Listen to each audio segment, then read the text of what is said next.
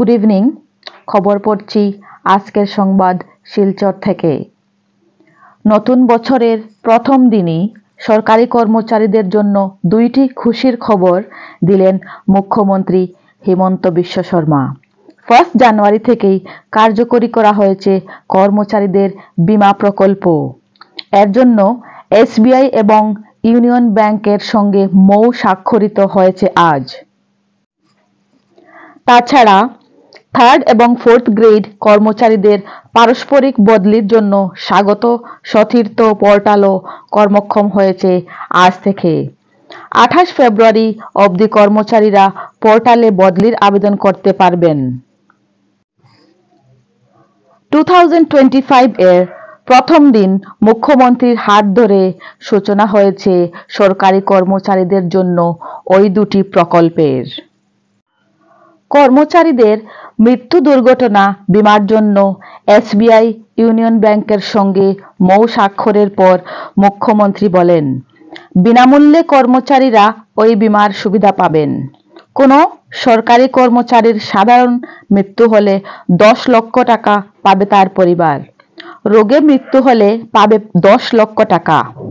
তবে দুর্ঘটনায় সরকারি কর্মচারীর মৃত্যু হলে তার পরিবার 1 কোটি টাকা পাবে। তিনি জানান, দুর্ঘটনায় কোনো সরকারি কর্মচারী স্থায়ীভাবে অক্ষম হয়ে পড়লে তাকে 1 কোটি টাকা দেওয়া হবে। আংশিকভাবে অক্ষম হলেও পাবেন 80 লক্ষ টাকা। 1 জানুয়ারি থেকে সেই বীমার সুবিধা পাবেন সরকারি কর্মচারীরা।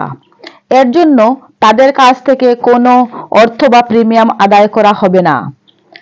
তৃতীয় ও চতুর্থ শ্রেণীর কর্মচারীদের পারস্পরিক বদলির জন্য এক পোর্টাল চালু করেছেন মুখ্যমন্ত্রী।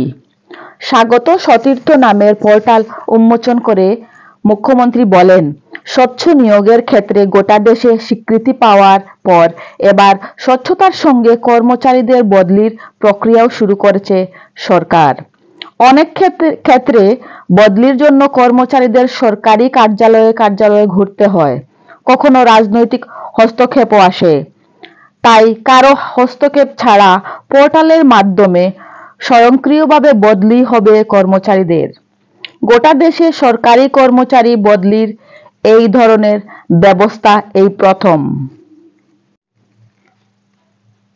তিনি জানান, 1 জানুয়ারি থেকে 28 ফেব্রুয়ারির মধ্যে পারস্পরিক বদলি চেয়ে আবেদন করতে হবে তাদের।